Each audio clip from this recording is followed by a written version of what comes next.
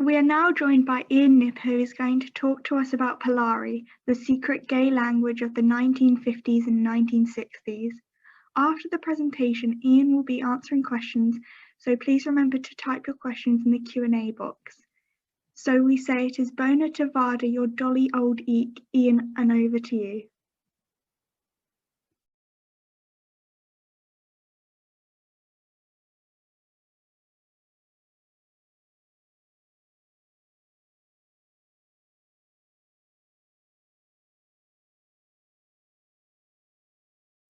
Oh, Ian, you're muted.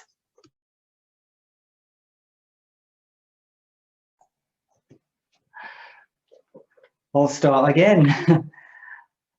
Hello, all you homies and palones. Do you like me drag, by the way? It's a nice clobber, isn't it? Eh? These strides show off my lallies, lovely. How about the shemmy duckies? Is it or is it not fantabulosa? Now, I've just Mariah special for today, and now it's been ruined by my mortarboard. Now, usually I'd come over and screech to you in person, but, well, we all know what the past year's been like, so I'm in my BONA bijou latte this year. I've come trolling into my living room to dish the dirt about Pilari, a version of the Queen's English as screeched by me and my sisters. It does go on a bit, so let's stop messing about and get on with the Polari.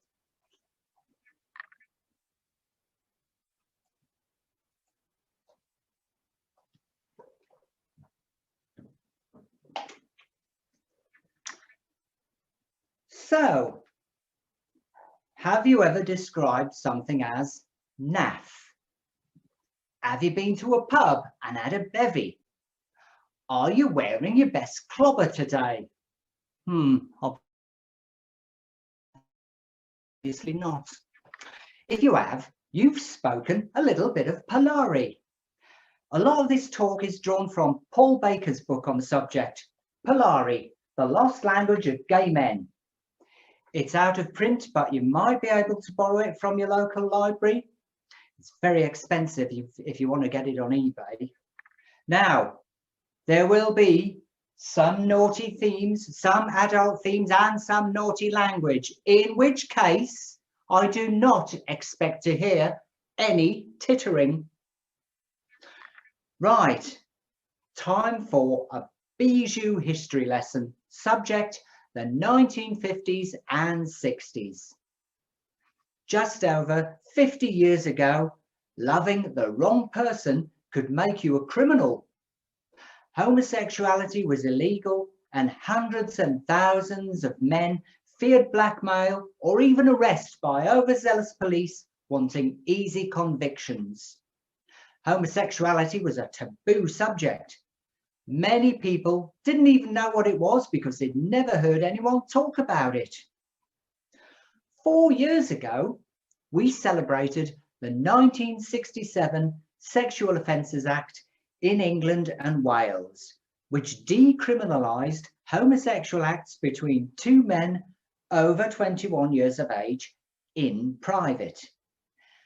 As you can imagine, this didn't immediately lead to a happy gay world where men felt comfortable walking down the street hand in hand. Even today, words like queer, puff, and gay are still used as insults. We have the case of Ethan Staples, who was jailed for planning a terrorist attack on an LGBT night at a pub in Barrow-in-Furness. And of course, we had Section 28, passed in 1988, which stated that councils should not intentionally promote homosexuality or publish material with the intention of promoting homosexuality in its schools or other areas of their work. This was later repealed in 2003, but it serves as a reminder that for every freedom you gain, there is someone who wants to take it away. Just have a sip of me Vera. That's gin, love.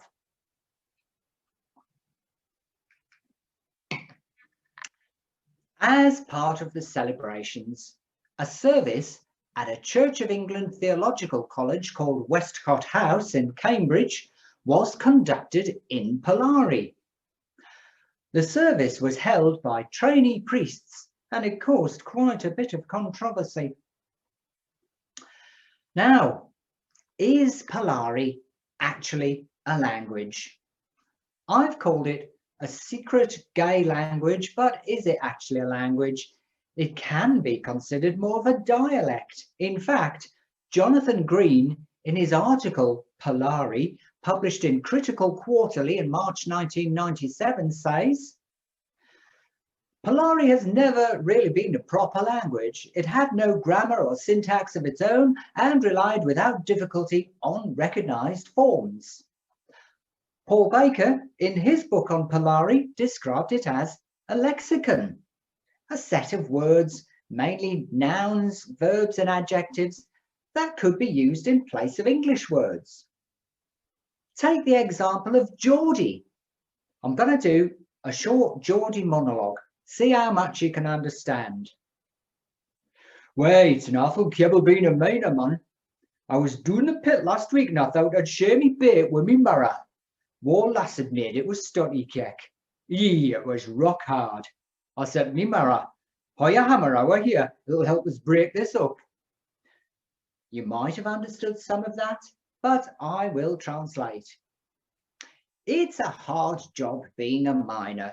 I was down the pit last week and decided to share my packed lunch with my workmate. My wife had made it with stotty cake, which is a heavy, round, flat bread popular in the northeast. Well, it was rock hard. I said to my workmate, throw a hammer over here. It'll help me to break this up. So, this is English, but it's a dialect of English. Polari is very much like a dialect. It could be argued that Geordie is mainly English with a different accent and a few different words, and Polari is also English with different words. Actually, I'll leave it for you to make your own minds up and stick with calling it a language for now. Otherwise, we won't get to the rest of the talk. So, where did it come from? Did it just come from gay men? Well, no.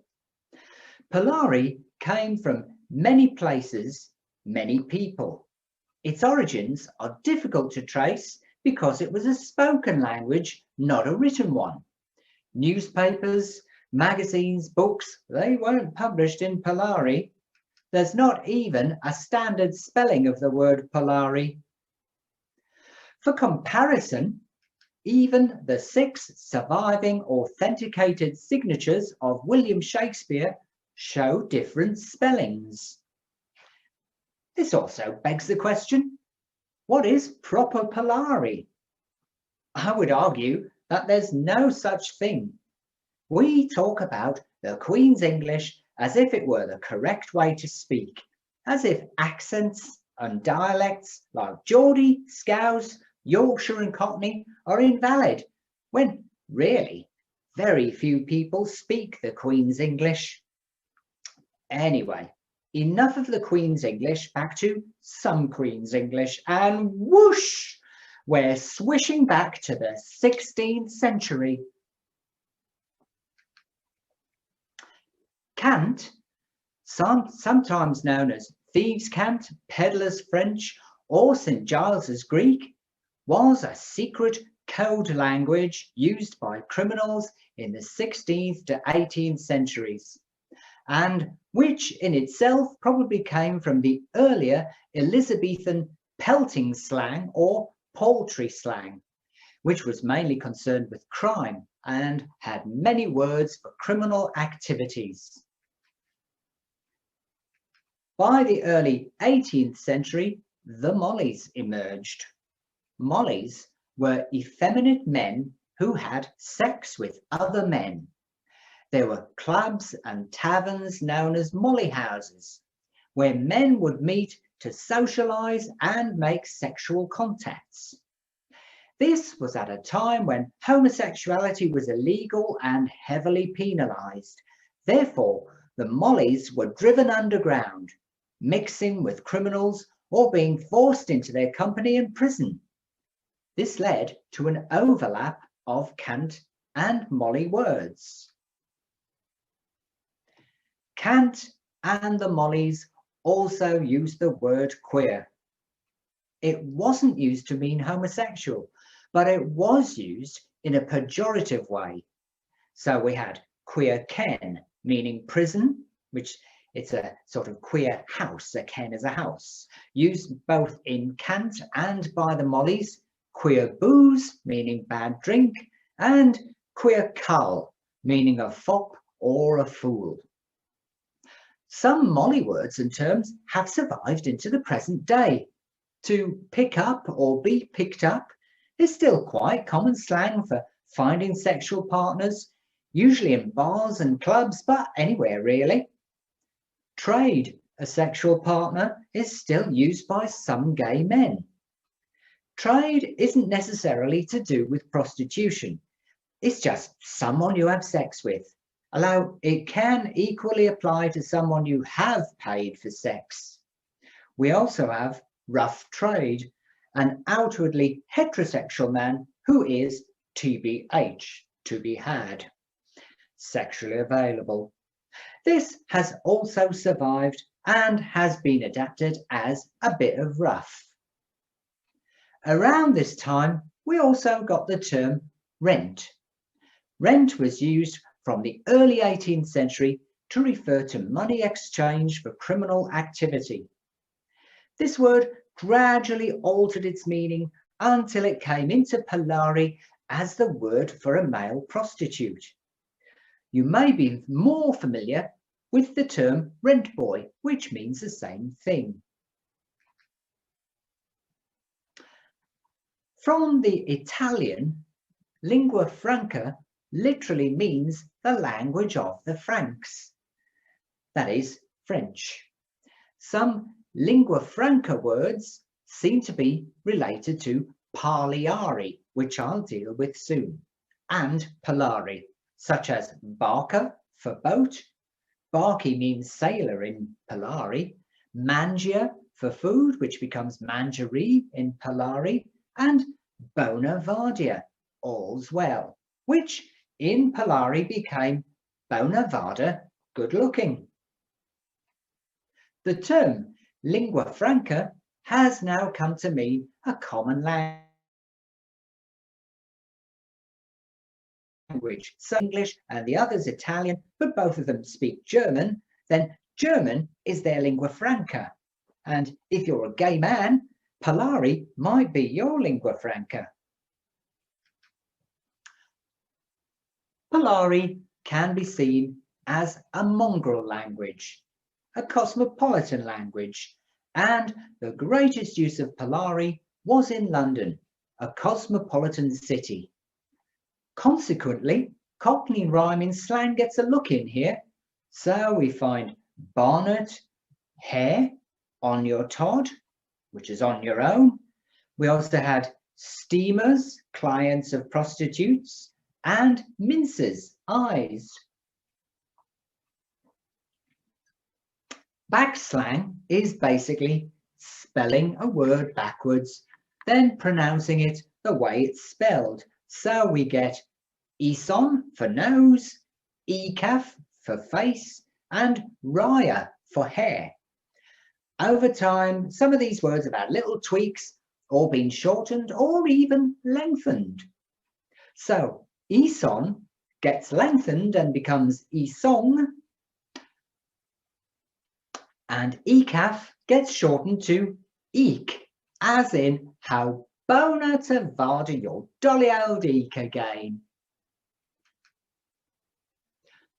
The language of the gypsies, Romany, also contributed to Polari. Romany, as with all of the other languages, Romany words didn't survive the transition between languages intact.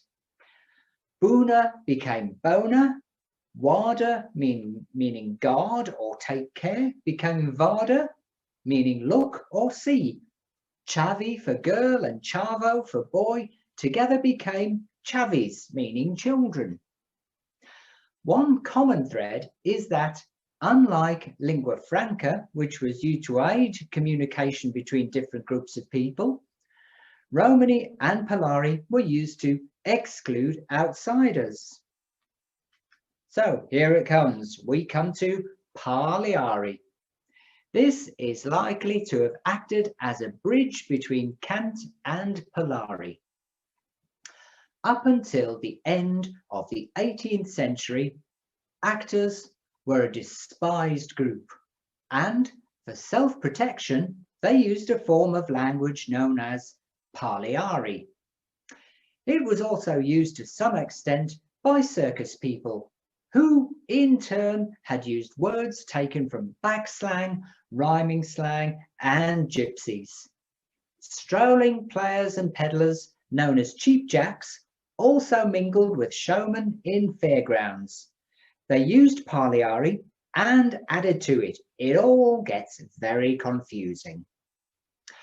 There were some fairly standard Pilari words, salty or soldi for penny, bianc or bionk for shilling, funt for pound, and they had their own words for numbers. So 1 to 10 is una, due, tre, quattro, cinque, sei, sette, obba, nobba, and datura.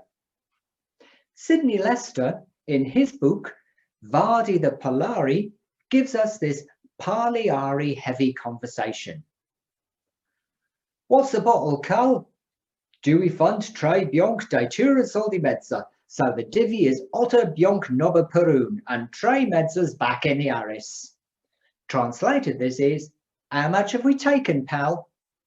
£2, 3 shillings and 10 halfpenny. So we get 8 shillings and 9 each and put 3 halfpence back in the bottle. The bottle is the day's takings. From here, it's no great leap to Polari. We're almost there now. We've reached the 20th century. The greatest use of Polari was in London. Gay men moved there, hoping to find a new life in a cosmopolitan city which could offer anonymity, greater tolerance, more work opportunities, and access to other men. Theatre was more abundant in London, with a lot of the old travelling players having settled there to work in its numerous entertainment venues. Theatre people such as wallopers, dancers, and voces, singers, really took to Polari, taking a lot of it from Pilari. So Polari became the language of the theatre. It was soon picked up by chorus boys, particularly the gay ones, and they soon claimed it as their own. One of the greatest difficulties of researching oral history is that it's oral. It's not written. If you go to a library or a bookshop, you won't find books written in Polari. We have the added problem that it was a secret underground language. It was meant to be hidden. At the time it developed, gay people lived beyond the law. Homosexuality was completely illegal. There wasn't even the term gay to refer to it. Having a secret language meant gay people could talk about their illegal desires and activities, and anyone from straight society overhearing wouldn't have a clue what they were on about. As I've said, with other languages, Polari evolved to deliberately exclude straight society.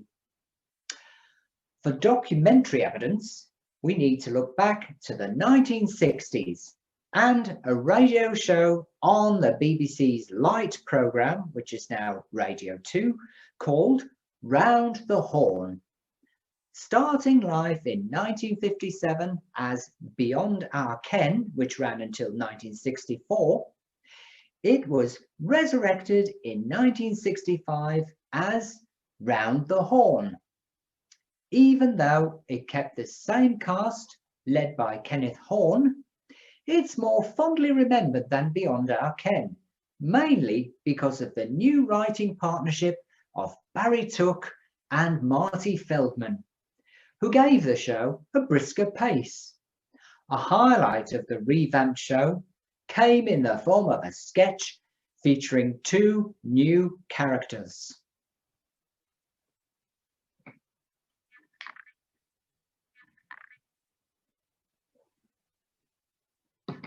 Played by Hugh Paddock and Kenneth Williams, Julian and Sandy were portrayed as 2 rather flamboyant out-of-work actors who are constantly coming up with new business ventures in between jobs, or resting, as the acting fraternity would have it.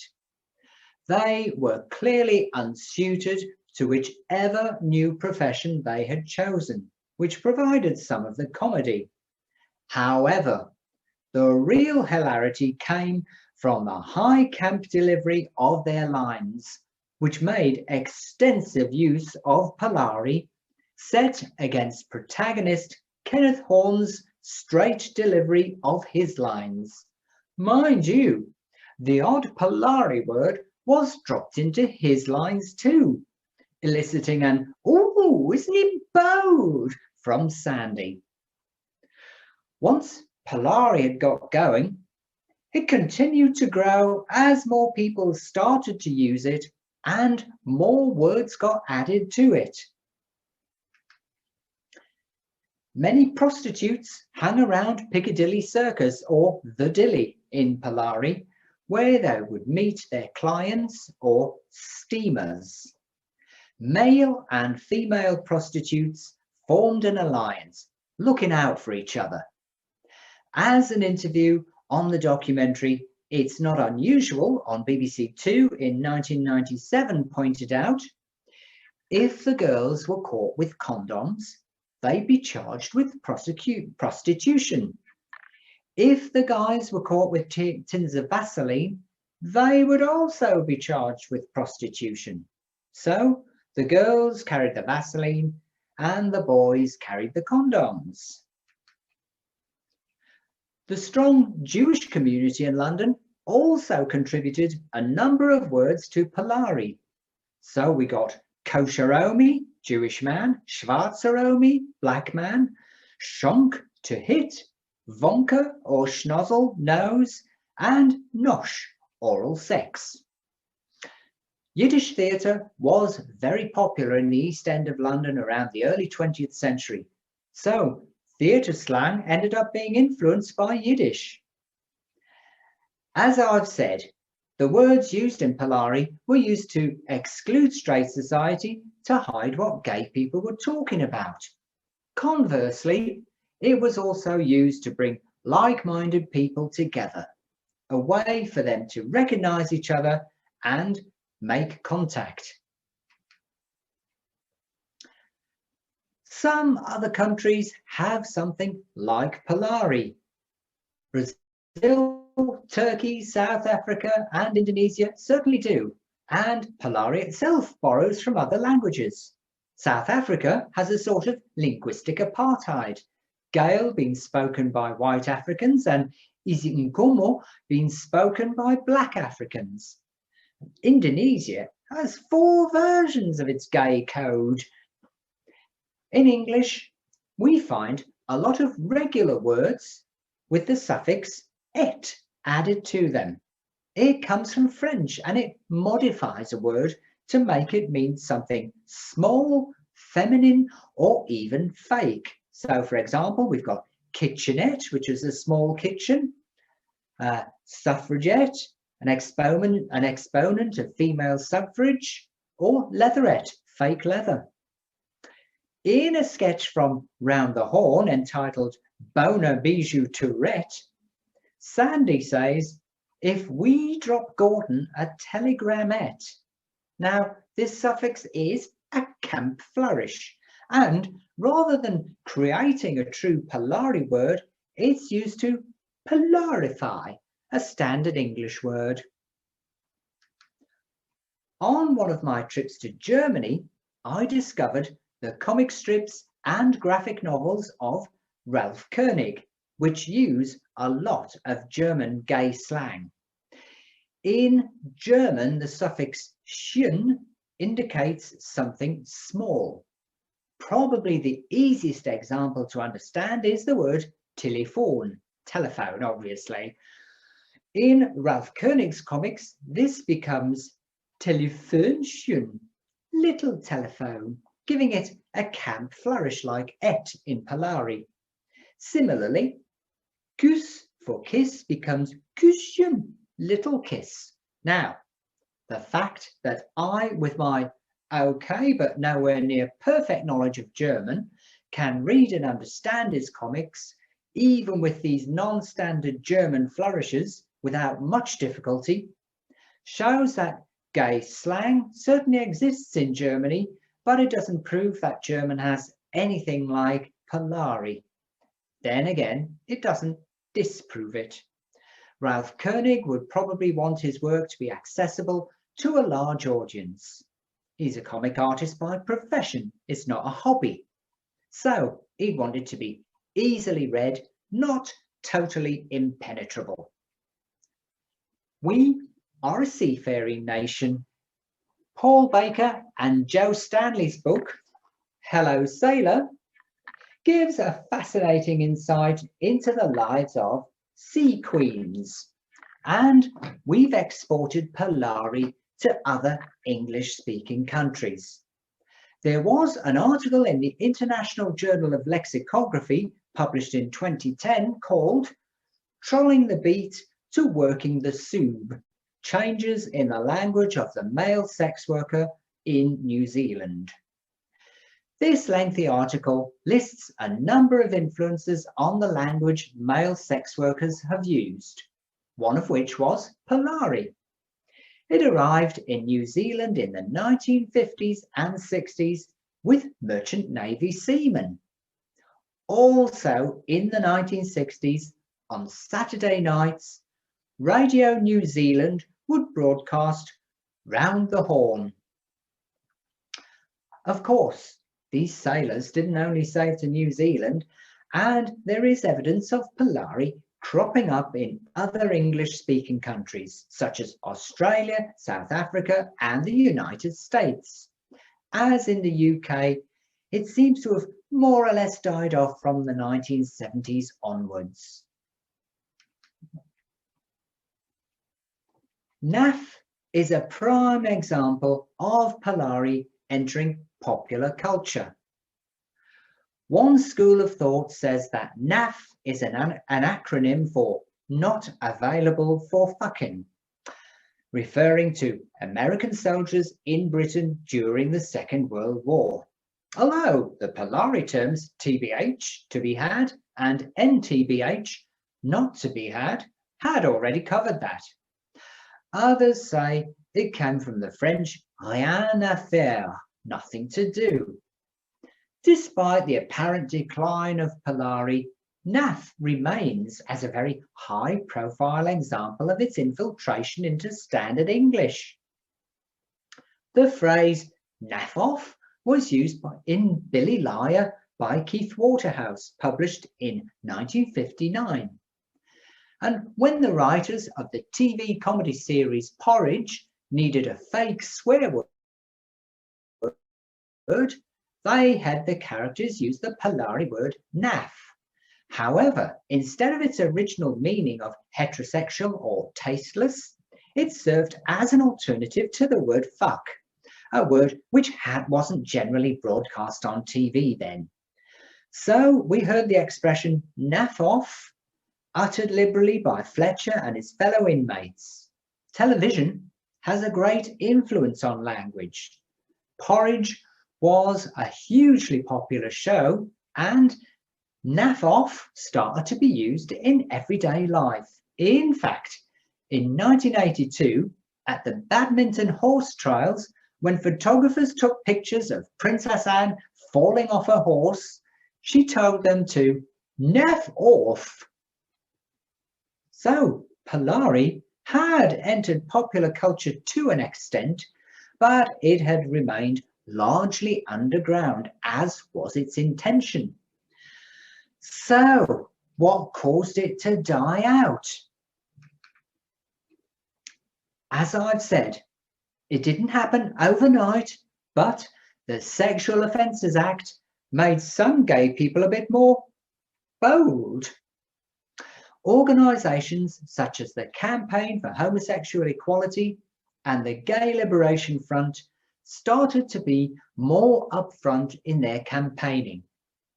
Gay people and characters began to appear more frequently on television, and usually they were very camp, very flamboyant, and they all had a catchphrase. Larry Grayson on the Generation Game had his catchphrase, "What a gay day." John Inman, as Mr. Humphreys in Are You Being Served, would regularly exclaim, "I'm free." Dick Emery, a comedian who played many different characters in his sketch show, one of whom was Clarence, with his catchphrase, "Hello honky tonks, how are you?" They were figures of fun, not meant to be taken seriously, and their gayness seemed devoid of all sexuality.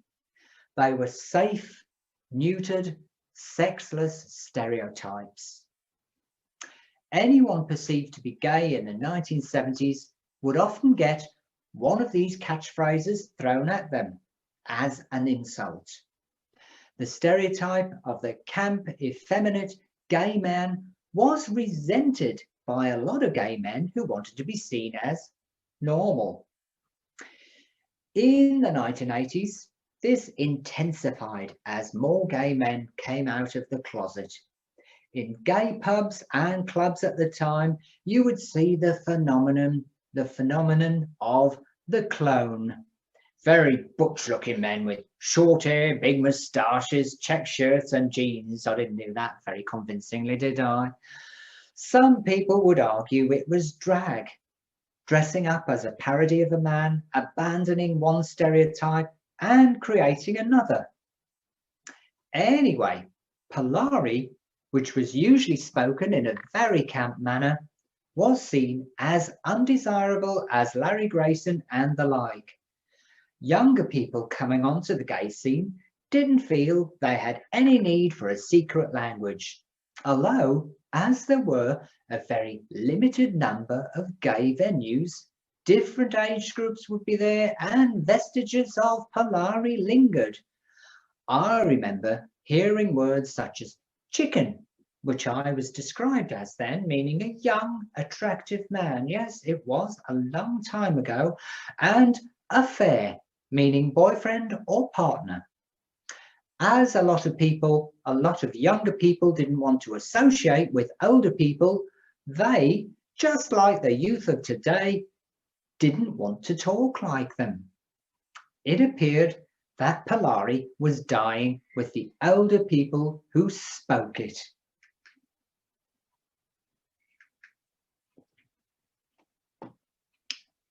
Have we seen the end of Pilari? Well, not necessarily. It hasn't quite died out. The cabaret scene, which is being driven by young people, have rather taken to Pilari, revelling in its theatricality. A short film has been made in Pilari, and Champagne Charlie, a cabaret singer, performs a song called BONA, loosely based on Babyface.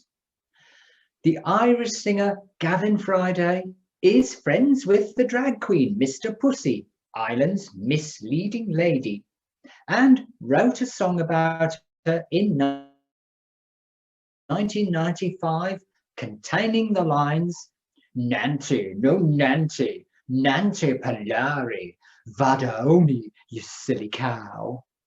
And of course, there was Morrissey's 1990 song Piccadilly Polari, which was later included on his album BONA Drag.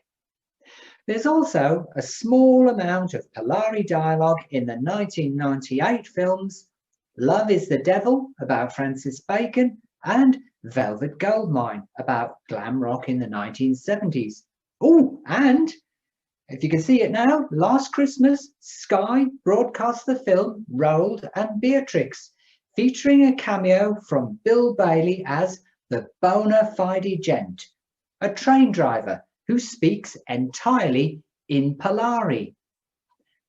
The great thing is we now have YouTube, so you can watch and listen to a lot of this stuff for yourselves. Some Polari words have made it into the mainstream. As I mentioned right at the start, you might find yourself using some Polari words without knowing it. Everyone knows what a drag queen is these days. Anyone making too much of a fuss might be called a drama queen. Newspapers and magazines are full of feuding celebrities, spreading gossip about or dishing the dirt on each other. If you've been up to no good and Lily Law arrives, that's the police, you'd likely decide to scarp her.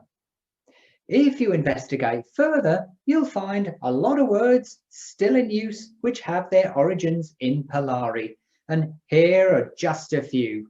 So we have AC/DC for bisexual, barnet for hair, barney for fight, beak, magistrate, as in up before the beak, clobber, clothes which might show off your tush, your bum, mince, to walk in an effeminate manner, and punk, as in punk rocker. It was originally a word for a gay man or a prostitute. We also have strides, trousers, and titivate to smarten yourself up, make yourself look pretty. I think you get the idea. Paul Baker's original book on Polari is long out of print, but I would encourage you to read his recently published Fabulosa, which is a less academic version of his earlier work. Polari can't really be used as a secret language anymore, and that can be seen as quite a positive thing, as more gay men no longer feel the need to hide. But it'd be a shame to let it die out completely. I think there is a chance it might thrive on the cabaret scene as a language of theatricality rather than secrecy. And with that thought, I'd like to thank all you Omies and Palones for trolling in here today and giving me someone to screech to. Have a look on YouTube for Pilari. See if you can listen to some episodes of Round the Horn. They'll help you make your life a little more BONA.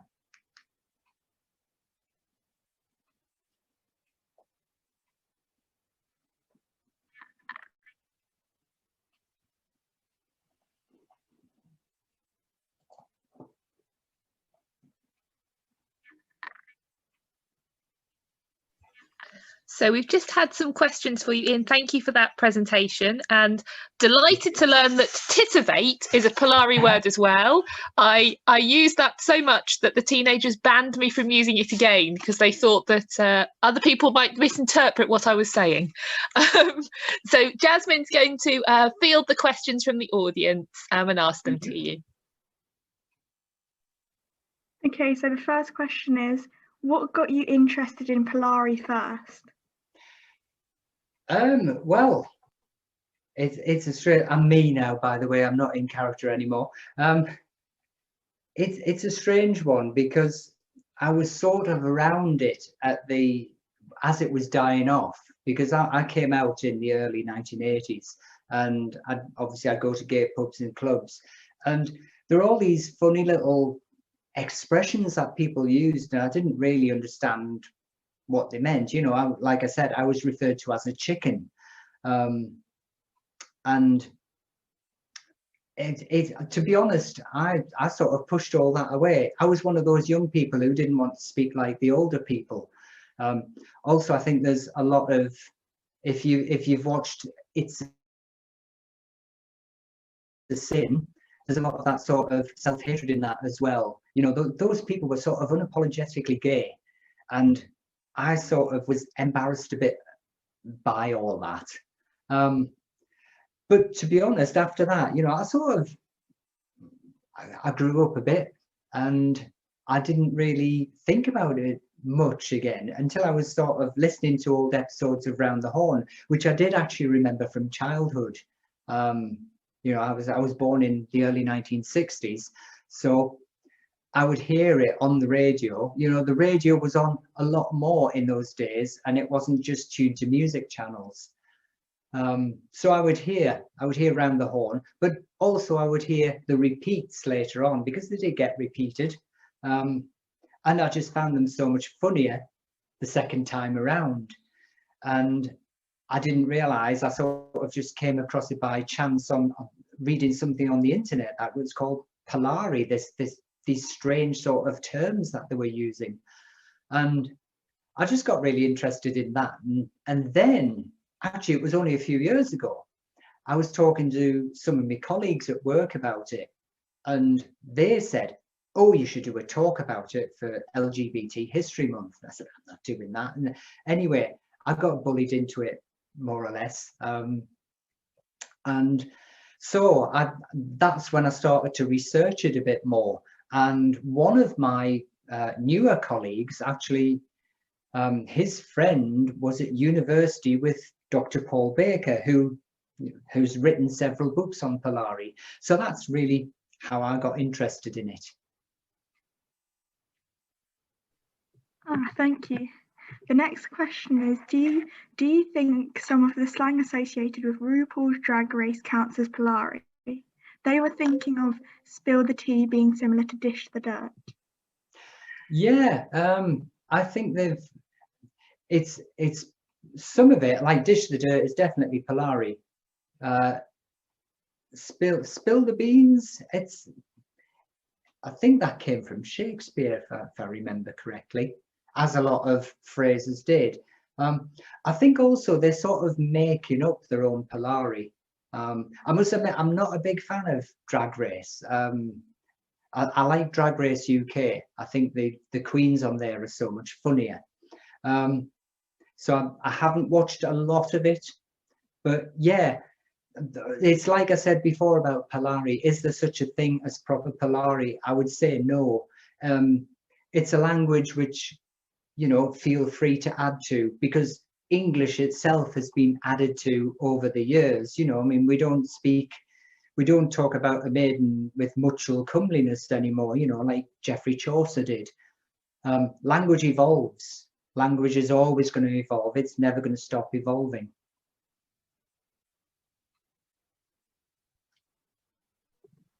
Oh, thank you very much. That was very interesting. Are there any more questions? Should I have a look in the chat? I have to move the camera to look in the chat, because I've got a screen down here as well to look at stuff.